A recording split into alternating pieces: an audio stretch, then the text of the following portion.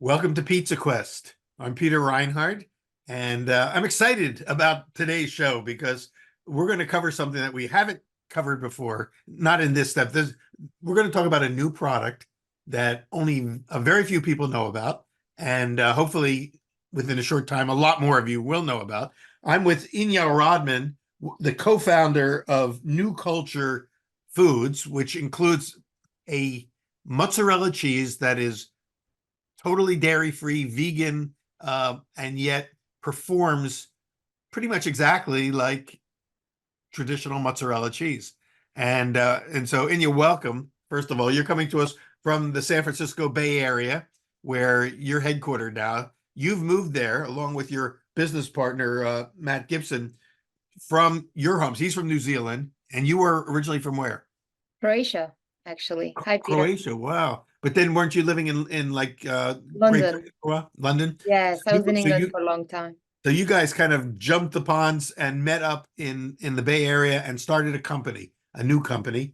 Um, and the result of that, as of right now, is one kind of cheese. I have a feeling there's going to be more kinds of cheeses coming now that you've kind of broken the code. Can you tell us a little bit about New Culture and how it all came to be and how you do it? Because there's a lot of vegan cheeses out there, but none of them could make the claim of saying it's just like mozzarella cheese. And so this is a new level. Yeah, thanks, Peter. Thanks so much for having us. We are big fans of your work Oh, thank here at New Culture. Absolutely, and we are a new category. We're creating a new category of the product in the market that doesn't exist today. And what Matt and I joined forces to start New Culture, we were puzzled. We were both very focused on, wanting to work in animal welfare and sustainability and make simply better food products. And when we look at the landscape of what was made out there was a lot of effort and a lot of amazing companies and plant-based meats, replacement meats, even cultivated meat where you grow real meat Yeah. from cells. But at the time when this was 5 years ago, there was not that many people tackling uh, specifically dairy cheese from a point of view of, again, animal welfare and sustainability. And we were really shocked to find out also that of all food that we humans produce, cheese is the sadly third worst product globally in terms of greenhouse gas emissions, land use, water use, actually number one worst in water use of all food we make. What is number one and two in terms of It's worst? beef and lamb. Yeah, Beef and lamb, and then cheese. exactly. So And great need then for something that's better for the earth. exactly. And as you, I'm sure yourself would agree, cheese is incredibly tasty and addictive and attractive. And it's very hard. Like for me, it's very hard to give up on it. Yeah, And the absolutely. plant-based cheeses that are out there have just been, how to say, not doing justice, They're not doing good job to transition people who love cheese off cheese. Yeah, they're functional, but they're not mind-blowingly delicious like real cheese. No, and actually they're not even functional. So if you were to speak to anyone who's using vegan cheese for pizza, for again, pizza, we're obsessed with pizza and mozzarella. The functionality you need is stretch and melt, Yeah. and mouthfeel, right? Mouthfeel, elasticity, browning, all of these things, oil release. It's just impossible to achieve it with plant-based products. So Matt and I saw a big gap here, and we wanted to figure out why is this the case? Why can no one make better vegan cheese that people have been trying for a very long time? Yeah. And we figured out that there is a fundamental, scientific reason for it. And that is that if you look at cheese, people will eat it and munch it and go it, but they won't take it under a microscope. But if you were to look at it and understand its structure, it's actually this network of a protein called casein protein that's only found in mammalian milk in nature. And this protein is super unique. You can think of it as a, superhero. In a world of proteins, it's a very different, weird protein. And it enables milk to transition into cheese. It enables cheese to be cheese and it gives all these properties we love about cheese. And we thought, well, what if you could have this protein made out of animals? What if it didn't come from animals? You could then make real cheese that doesn't come from animals. So And that's how essentially New Culture started. a laboratory produced version of casein that performs just like casein that comes from animal milk. Exactly, except, when it's not really made in laboratory, it's made in proper food production facility. Uh-huh. Yeah, that uses fermentation, which we'll talk There we about. go. This is Yeah. the critical technology we use. So we basically said this protein you cannot find anywhere else in plants, anywhere else in nature. But what if you could use microbes and make them, engineer them in a way that they can now actually produce casein, like they wouldn't otherwise. But what if they could produce casein if they learned how to do it? If you know how mammals know how to do it, if they learned how to do it, if we can teach them how to do it, and that's exactly what we do. We engineer microbes that then specifically they become specialists in producing this casein protein. And, for microbes to produce and secrete anything, you will be familiar with this. If you want microbe to make alcohol, if you want microbe to make acid, to acidify something, Yeah. you have to use fermentation.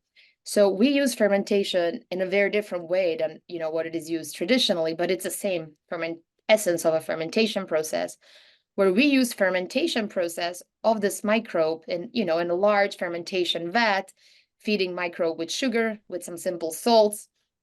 And we actually then use this microbe to turn what is eating into casein protein, not into alcohol or acid. Ah, So I at see. the So end of so the the fermentation, we have a lot of casein produced. so the microbes transform Yes, the raw ingredients into protein called casein. Well, exactly. let me back up for 1 second. Just the reason you're qualified to be able to know about this and do this is your background is in molecular biology, right? Isn't that your training?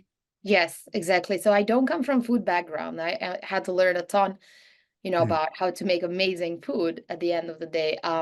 But yeah, my background's in molecular biology and biochemistry, protein biochemistry, and most of my academic training has been, in academia related to not food proteins, but proteins that are in our cells that regulate diseases, that regulate cancer, that regulate neurosignaling. So they're different types of proteins, but again, they're still just proteins. And scientifically, there's a lot of similarity in understanding, how a cell, it can be cell in your body, or in this case, it's a microbe, how it's producing a protein and how you can harness that. So this is fascinating to me because it's kind of like applied science, in a very directed way. You bring one piece of the puzzle, the molecular biology background. What is Matt's background and what's his strength?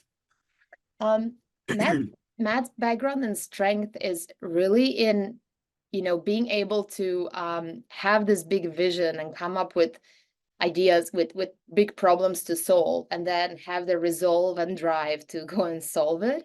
So he's also a biologist by training. Ah, But he, unlike me, he didn't, stay and work in academia and do research in biology. He had a very successful a website he founded while he was studying, and that became very popular, and he got to sell it and work on it, and that got his entrepreneurial bug. And then he worked in other startups in New Zealand while he lived there. And he was actually looking to start something in this field because Matt is a passionate vegan for, over 10 years now. And so really when he felt that the timing was right and that he was ready to do so, had enough experience and drive to jump into it himself, yeah. that's what he did. And he decided to start New Culture. It was really his baby from New Zealand. And then he searched all around the world. Yeah. How did he find you? You're all the way across the other side of the world. Yeah, it's a funny story, but in essence, he tried to behave as he was a recruiter on LinkedIn. Everyone today uses LinkedIn Right. in the business world. And because he was really struggling to find someone in New Zealand who would commit to this. This was 5 years ago. Today, I have to tell there's at least 30 companies in our field doing, similar things to what we're doing. We have actually a field, which is exciting. But back then, it was just us and one other company, so in the whole world. So I think people at the time, thought, is this possible? This is a bit crazy. Like, it was risky. And so he searched for people and contacted me. I was one of many people he contacted, and we really clicked that when we connected. And I, at the time, I was really looking to move into working in something related to battling climate change. And this sounded like a perfect opportunity where I could use Wow. my science skills as well. And Yeah. I love food. I'm Croatian, you know, I'm from South Croatia, from Dalmatia. Yeah. We have very strong influence of Italian cuisine, and I grew up with ton of amazing food, and I became vegetarian myself later in life. And you know, as I said, I was really missing eating a lot of foods, and cheese was something I couldn't give up personally, that even though I knew it's damage environmentally and to the animals. So yeah, this was like a perfect fit, So the basically. forces of nature converged and you guys found each other through the internet, through LinkedIn, and somehow made a decision, big decision, to each relocate and start a company together. Why the Bay Area? There's a few reasons, but you probably are aware that in the Bay Area, there's just such an excitement for new technologies. There's this attitude, you know, can-do attitude. In Europe, we tend to be traditional and conservative sometimes about these things, the way we approach, you know, food or innovation. And so there's just much more appetite for risk and for trying and developing new things here, as well as that means translates in a lot more, you know, people who want to work on this, money, funding, interesting pizzerias, partners, like everything is just it's there. So and then finally we actually had been accepted to a program that's called IndieBio. Yeah, what is that? That is a startup accelerator program, which really, Ah, you know, helps very early stage startups like us, people who are just starting out, I gives see. early money and gives support and coaching and networking and a lab It's space, like actually. an incubator. Exactly. It's an incubator. And That they was and like they provided like lab facilities and everything else. for first 5 months, yeah. So our first Wow. 5 months of the company, we were in this program, and that really helped us massively move very fast and be focused, and then, you know, raise our funding round right after. Well, so there's a lot of steps. 'Cause like you said, 5 years. It's not like an overnight success story. This is taken 5 years, but a lot has to happen. And one of those is number you have to have a place to work and do the development work, and then of course to raise the funds to make it happen. And then you've got to master the science and technology to execute, and then it moves into production and distribution. And so where are we at in that whole chain of events? Yeah, and it also moves into food, right? That's something I do want to talk about, is how what makes a finished product that Yeah, tastes amazing versus yeah. just a prototype that's, you know, functional, say.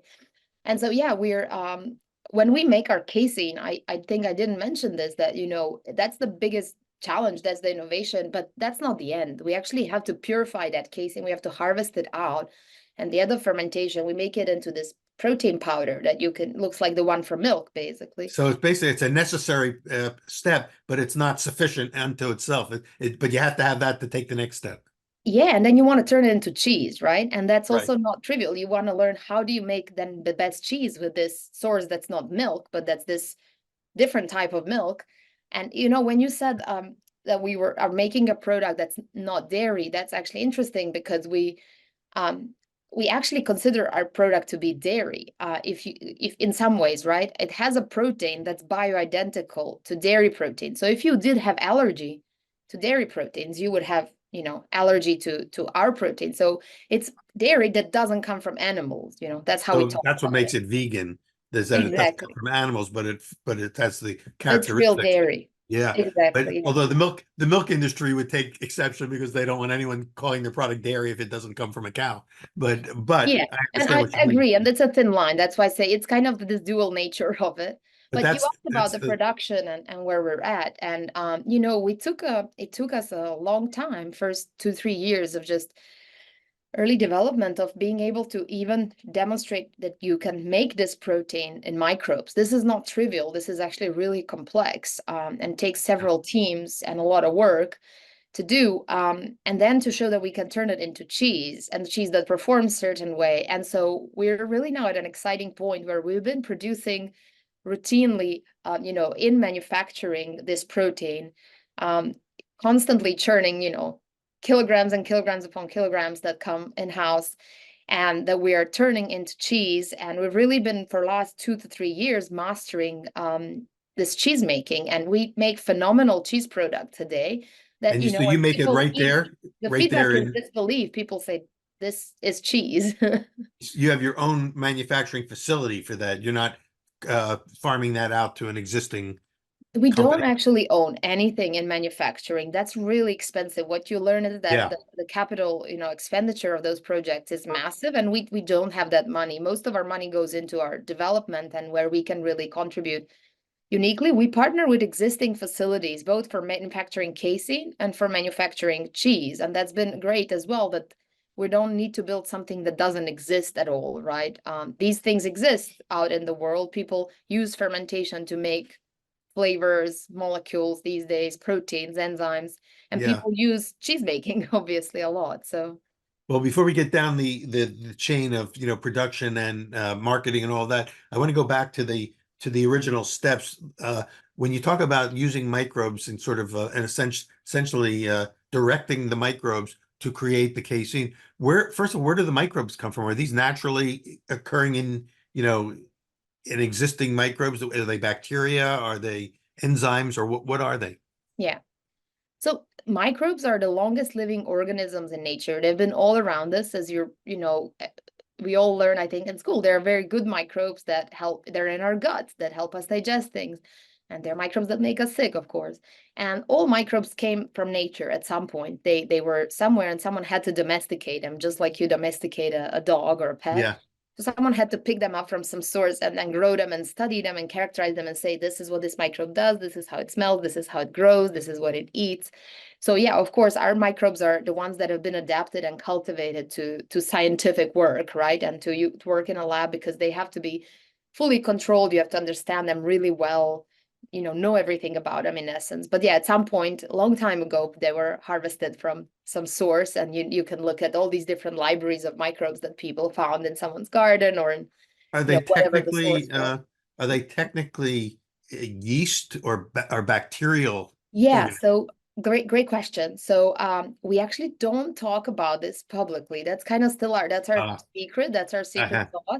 sauce. But yeah, they are one of the very typical. So as you mentioned, most typical microbes are bacteria or yeast or fungi. These are the three most common microbial types that that people use.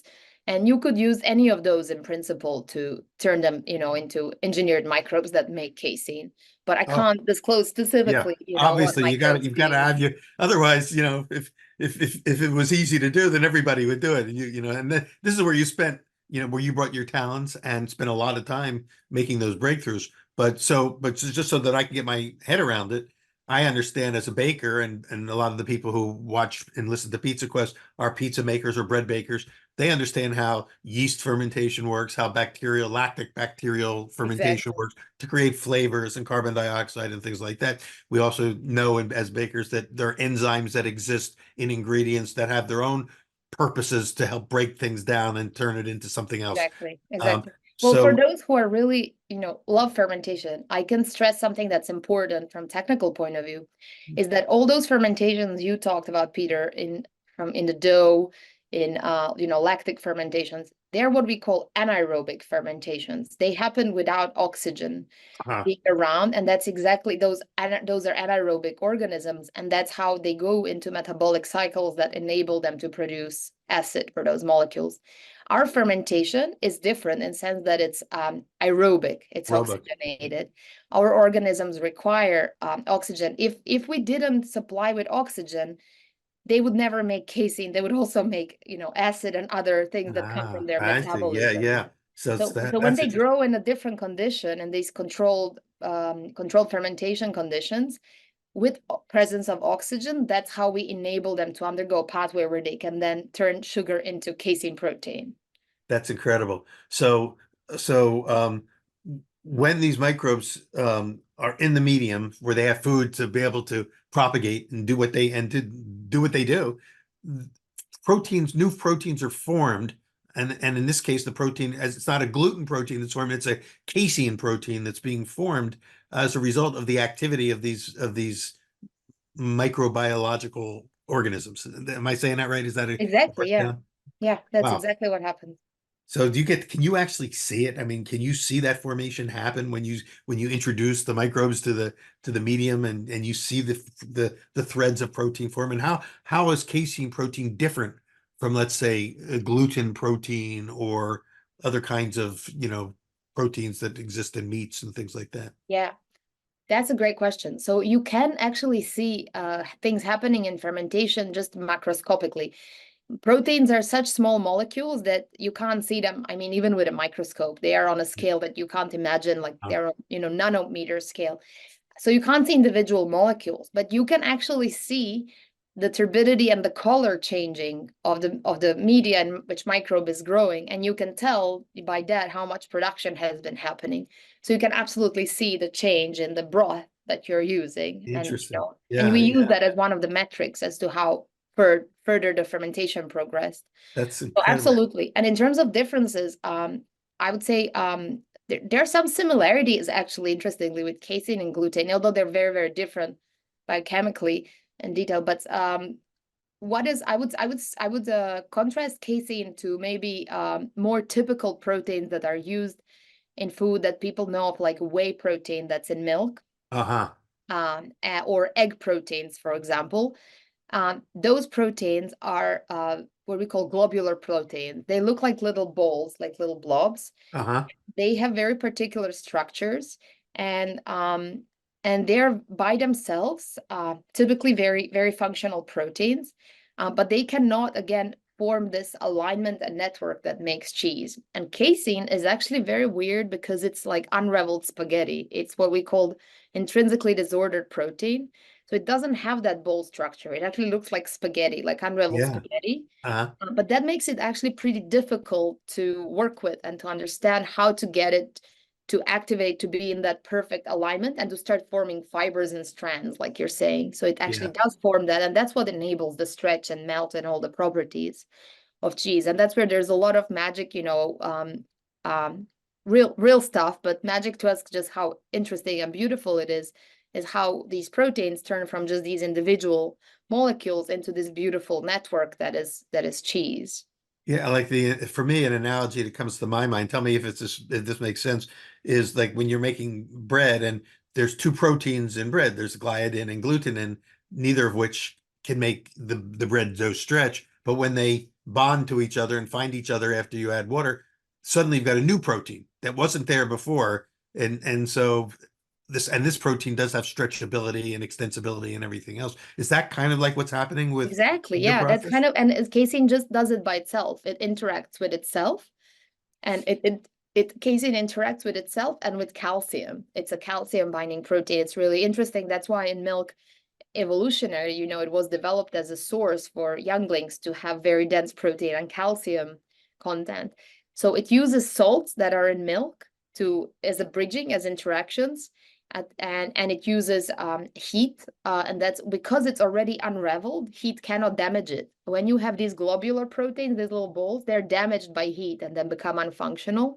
So if you Oh, heat the egg, it unfolds that way, or way, but casein's already unfolded that way, and can be heated. And in these transitions that undergoes, it forms by itself these kind of almost like we call polymers. So like fibers in some way that give you the like structure. strands, they can make strands. Exactly.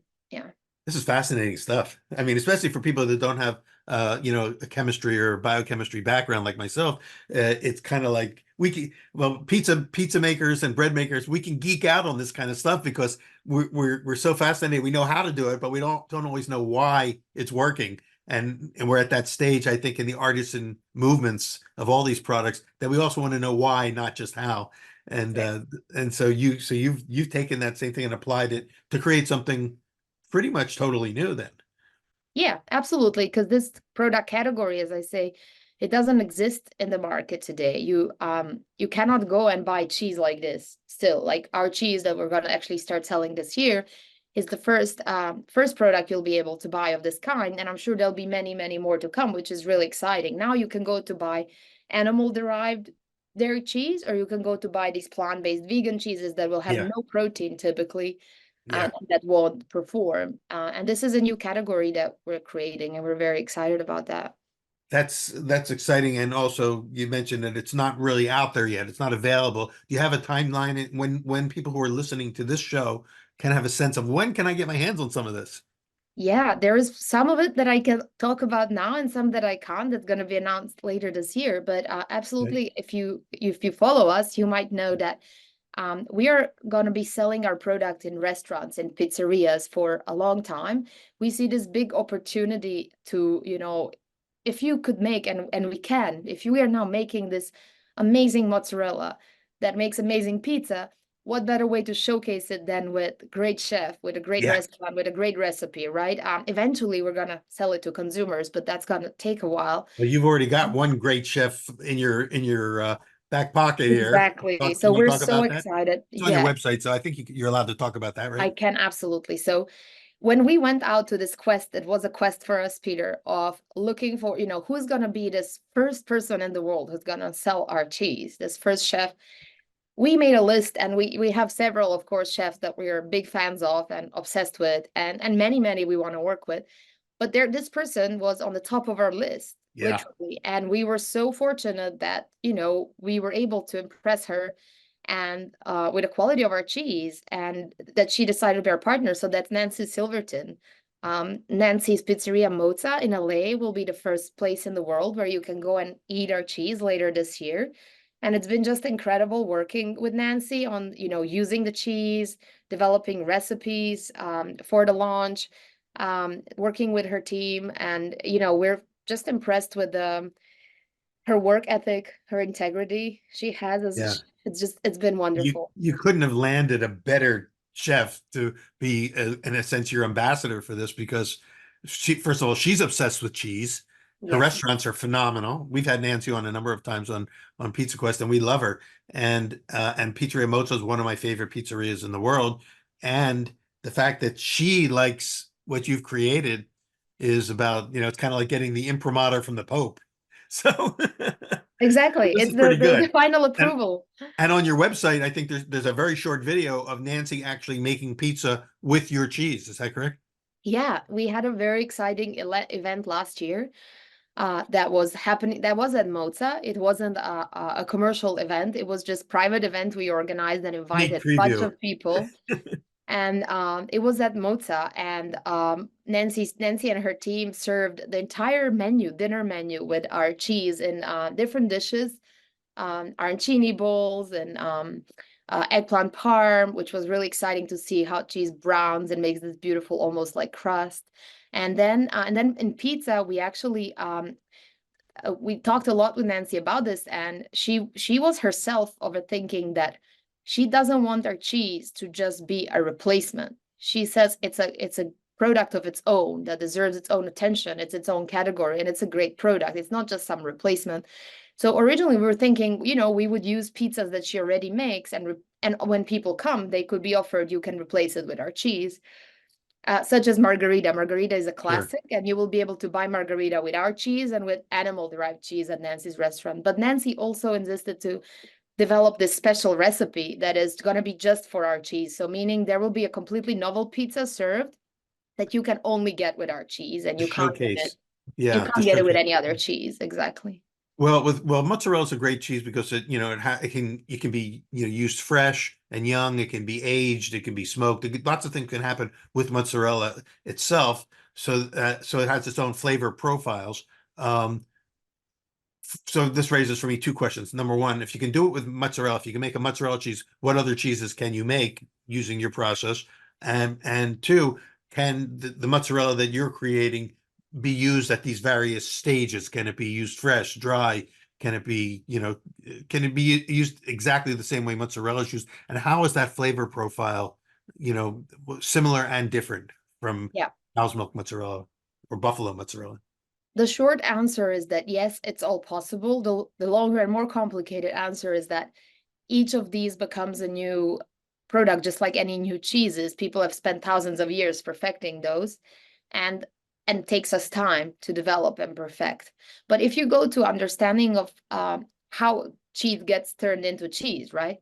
You start with milk, and milk in essence is water, protein, fat primarily, and then some sugar, which we didn't talk about. That's That's lactose, right. and Yeah. lactose only comes from animals. And in our cheese, we have no lactose because it doesn't come from animals. We use plant-based sugar, so that's a big advantage for a ton of consumers. So if you look at those building blocks, we can make, if any milk turns into cheese, right? We can make any cheese in the world by our milk, but by our starting point. But because our starting point is going to be slightly different to what is, coming from animals, like we are making the protein part, but we don't make the fat. Fat we use is plant-based fat. Sugar we use is plant-based sugar. Yes. So it's this kind of hybrid product that has some parts that is dairy protein and then some parts that is plant-based. And from there, we have to develop and optimize the recipes to make tastiest products. But yes, it's absolutely possible to turn them into a variety of cheeses of choices. And I can't tell, which ones are going to be easy to make or harder Yeah. to make, and which ones are going to be like extremely tasty and which ones are going to be just okay. Some of the cheeses really depend on fat component. Fat is important, especially in aging in the lipolysis process. So some of them may be very hard cheeses. Maybe our cheeses won't taste exactly identical as Yeah. the animal counterpart, but will they be close enough that people can't tell the difference? Or will That's they what we're just be aiming. delicious enough that people don't care if they're different? Exactly. That's what we're really aiming Yeah, for. yeah. Yeah. Well, let me throw a couple questions at you based on my limited knowledge of cheese. Well, we had some shows here with some cheese experts where we talk about that. So we know that mozzarella falls in a category of cheese called pasta filata, which means it's stretched cheese, which makes sense based on the description you gave us of how the casein works and forms into cheese.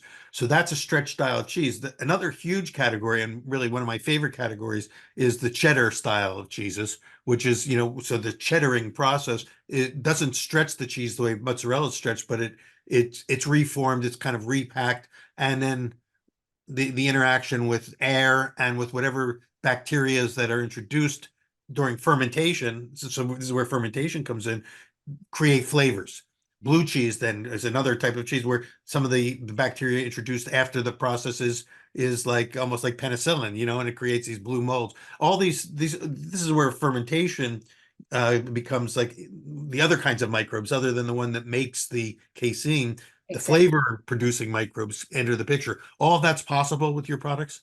Yeah, absolutely. Yeah. So you would basically, that's a second fermentation to our first fermentation that Yeah, yeah. creates the protein. And like You with can then use brie, it gets the the mold on the traditional outside. fermentation there that you know of, and maybe it is gonna be different because our starting material is somewhat different. Maybe, with time, what we've seen in plant-based world also uses fermentation of nuts, things like that. That again doesn't make, to my taste, amazing product, but makes it some category of product that has specific flavor. People have been developing these microbes called starter cultures. So starter cultures you use to Yeah. make cheese.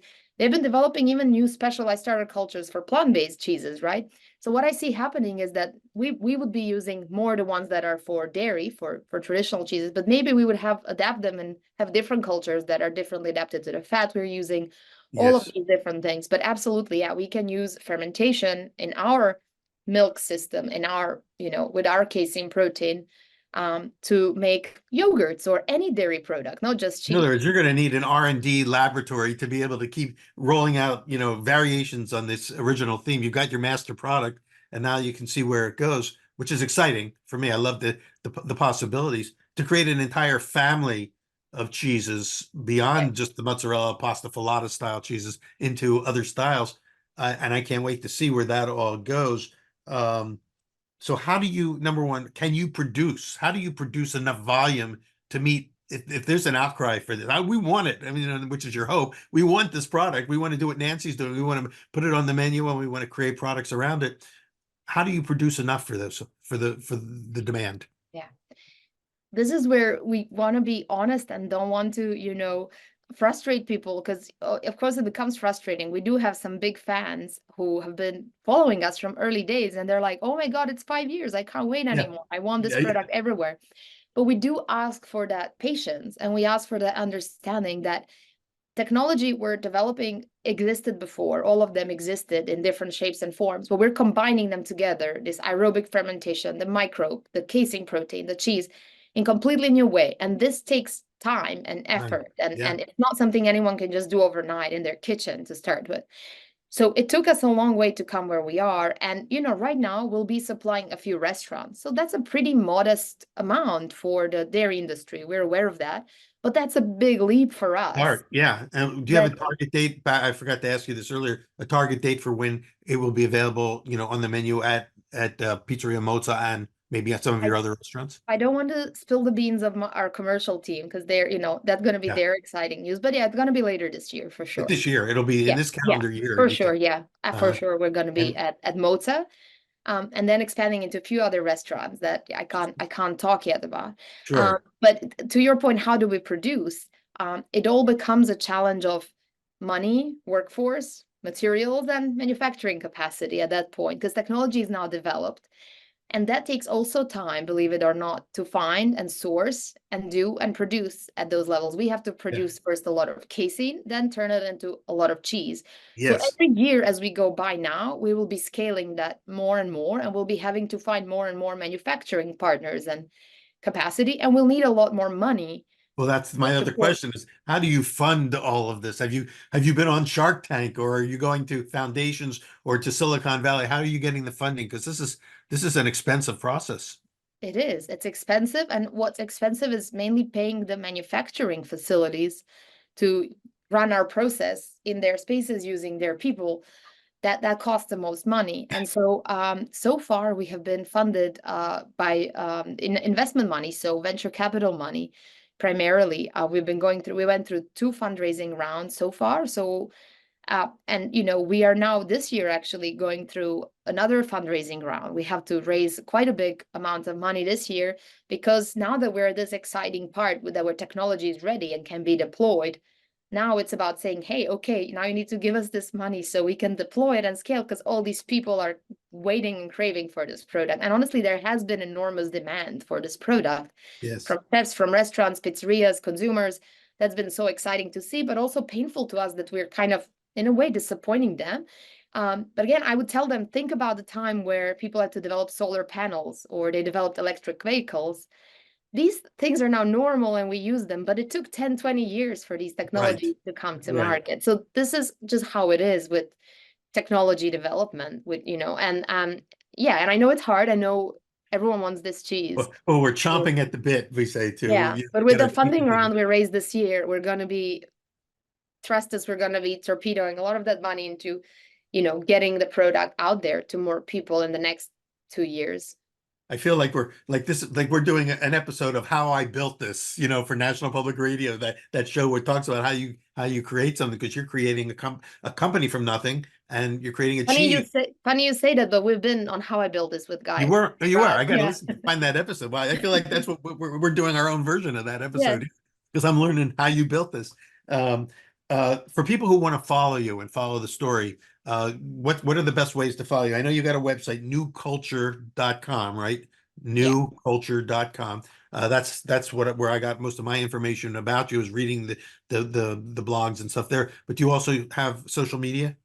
Yes. So I would say our website is great because we write blogs and we do release our news there directly. We also look for partners or, employees there. So reach out to us through our website.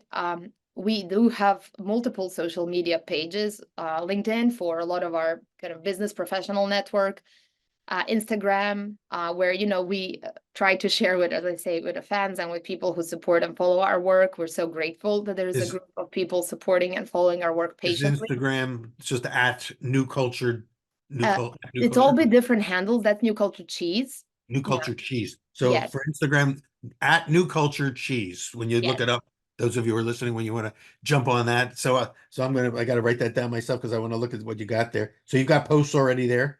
Yes. And then we have, a Facebook page. And then definitely, if you just Google us, you'll find a lot of interviews and materials. And I would say very rich source is How I Built This with Guy Raz. Yeah. And bunch of other some of the more technical podcasts where we talked about like details of casing, how it works, and things like that. You can find online. How was that like for you going on How I Built This? That's a terrific show. Did you have It, fun doing that? it was incredible, and it was also a bit surreal. It's kind of surreal, all of this, just like working with Nancy, in sense that we're so new to the field, and we feel very much like we do have a lot to learn, and we're just there's decades to learn. And we're just grateful for Guy talking to us. We're a big fan of his show. We've been following it for a long time ourselves, and hearing about a lot of other amazing companies. And Right. It's how people learn from each other is the things that you hear on those shows, yeah. which is what we're hoping folks who are listening here today, that if you've got an idea and you want to build it, here's a great example, a model for how to build an idea into a business. And it sounds like one of the important ingredients, aside from know-how and and ingredients, is understanding patience and time. Oh yes, I would say that's the most important one, is to understanding that, to build something from scratch, will take decades maybe. And that's what we're in for. But this Have isn't you ever a come close to just pulling the plug on this? Have you gotten to hit the wall and you go, it's not working, we can't, I don't know if we want to keep going, or has it just Oh been yeah, bad? daily. Yeah. Daily. You hit the wall daily, and it's sometimes small, sometimes really big. Sometimes it was so challenging we thought, is this ever gonna work? We should just throw this down the gurgle. But no, you come back the next day, Yeah, think yeah. afresh, start again, and look where we are today. We actually make this cheese that we can feed to people.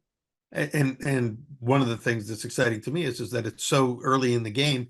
I mean, you've got a lifetime worth of opportunity here to grow this into a lot of other things. The technology that you're using to create the casein can create other things as well, and then the casein itself can create different kinds of cheeses. We could have a whole family of cheeses that of different styles and types that are comparable to what's out there in the mammalian cheese world. I like how you're thinking, Peter, because you're thinking exactly, you're seeing the potential and thinking combinatorially. So yeah, we could make, that's where Awesome. Yeah. sometimes it gets challenging, because you can get excited and too this excited, and then the excitement can lead to distraction, because it can be like, I want to try all these different things. And I think the key to our success, honestly, so far was discipline and focus, was to say, if we want to have a big impact, our goal is to lead the global transition to an animal-free dairy future. This is not a small thing to do. This is a very big thing to do. We want to transition the entire world one day to Yeah. beautiful dairy that doesn't come from animals. Yeah, there's a much bigger sense of mission here than Yeah, just but if cheese. we Yeah. want to have an impact and we want to be successful in these early days, we have to show it on something that's really meaningful. And to us, that is pizza and mozzarella, because it's the largest market in the US. It's where people love their pizza, and it's where most of the emissions come from, most of the negative impact, because it's the largest volume. Yeah, we don't even So think really, about by that. being focused on this one cheese now, it enables us to really put the dent into this market. Speaking of which, will you be coming to Pizza Expo in March to meet all these great pizza makers that you may end up becoming customers for you later? Yeah, new culture for sure. I personally won't be there because I have another conference that week that is about future of food technology that we go to. Uh-huh. But absolutely, our commercial team, actually they go every year for a few years now, and built, we do have now really wonderfully strong network within the pizza industry.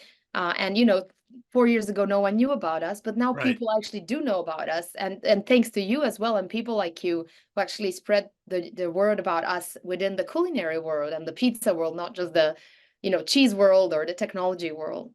Well, have your folks swing by. We're going to be making podcasts at the Pizza Expo itself. I'll be located in the Pizza University booth, recording, with some of the pizza dignitaries and pizza celebrities that are going to be at the expo. So if your folks could swing by, we'd love to, meet them and maybe even get a quick soundbite from them that we can put on one of the shows. Amazing. I'll tell them, and I'm very jealous because I think I would, Pizza Expo is like the most amazing Yeah. meet again. I'm going to another fun one, but I would rather be at the I'm expo. So interested in this other one, the future of food. Now, where will that be held? Because I here, in the Bay yeah, Area. in San Francisco, yeah, this is the biggest conference in the entire field of as it says, future of food. So novel foods and novel ways of making food, and it's annually. It's in San Francisco in March at the same time, usually when the Pizza Expo is in That's Vegas. that's too bad because I'd come out for that. I'd love to come out for that. Yeah, and we've been going there also since inception, since like 5 years now, and it really grew. In the beginning, it was a small niche thing because the field was smaller. Now it's really big, and it covers all kinds of products from the top innovation in plant-based products to fermentation-derived products to, also fermentation that makes, for example, a biomass like mycelium. It's a type of fungi. Yeah. So mycelium products, and then it covers cultivated meat products as well and seafood. So seafood and meat that comes from real cells that are then grown also in fermenters and Yes. bioreactors to make cultivated products. So it covers all these different types of technologies that are, considered the future, that will be future of food. This is how we're gonna be contributing to feeding our growing population. Will you be presenting anything there, or just walking the floor? This time I think I'm only partaking. Last year I was on a panel there. I usually am on a panel, and this year I'm mainly excited. We're gonna have a little booth there, and we're just excited to chat with people and have people come by and tell them about what we do and about our products. It's gonna be more just chatting and meeting people. Wow, that's exciting. Well, Inja, thank you so much for sharing all of this with us. We get to be part of the sort of breaking news part of your journey, and we've put a couple teasers out there, so if folks who are listening, you're gonna just have to put it on your radar and stay alert to when it's going to be available. And one final question before we kind of wrap things up is because the supply is going to be limited at first, supply and demand go together. How's the price point working in this? Will it be competitive with cheese? Great question. And I would recommend when our commercial teams at the Expo, you can, chat to them Yes, huh? about that in more detail because they are the ones who know inside out. And that's how probably you saw the report we just published. So because what we develop is currently challenging still to make, and it's not subsidized by government or anyone or anything, we cover the full cost. For a while till we really enlarge the production, this will be a premium product. It will be more expensive. It will carry a premium tag, but it's important to understand that it will be very much within what consumers are interested and willing to pay, and that's our latest consumer research has shown this.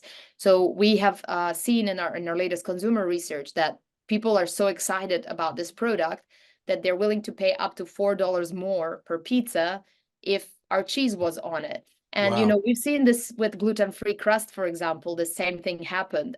There's a precedent there. Today, plant-based cheeses that are sold at pizzerias, they are sold also at a higher price, somewhat higher price, and they're not good. So you're getting Yeah. not a great product for higher price.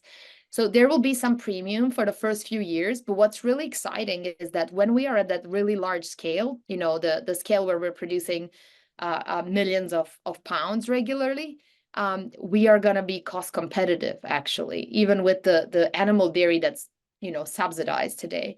So that's really exciting to us because that means that it will be a no-brainer for people to switch. They will be able to buy it at the same price, and they'll get same quality, tasty product that they know they can be proud of. They consume. It doesn't come from animals. It doesn't, damage the earth. So that's absolutely where we're heading to with our technology. Okay. Any plans to go on Shark Tank?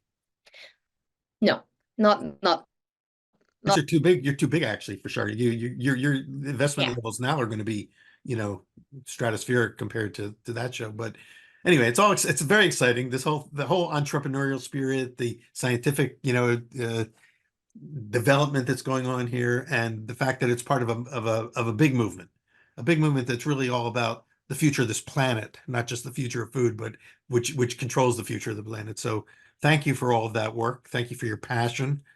Please thank Matt also for kind of getting this thing going and connecting with you, and we'll be following you and tracking all of this, and later on when we're a little further down the road with distribution and it's getting out there. Let's see if you guys can come back on again, and we'll talk, give everybody an update on what's going on with New Culture cheese. And I can't help but thinking New Culture cheese and other products. Yes. Thank you so much, All Peter. right. Yeah, we really, really appreciate. We're so grateful for Inja having Radman, us. thank you so much. And again, for those who are listening, it's newculture.com for the, is that right? Newculture.com for the website. Yeah. You can get all the Instagrams and everything is New Culture, cheese, et cetera, et cetera. Follow them. And look for, if you're in the LA area, look for it to show up at least at Pizzeria Mozza sometime in the year 2024. And Yes, and goes from you there. will know when it's there. We will, we'll tell you about it. And Beautiful. please come to Nancy's restaurant. Best of success, and thank you again for being, with us today. And thank all of you who are watching and listening to Pizza Quest. We'll see you at the next episode.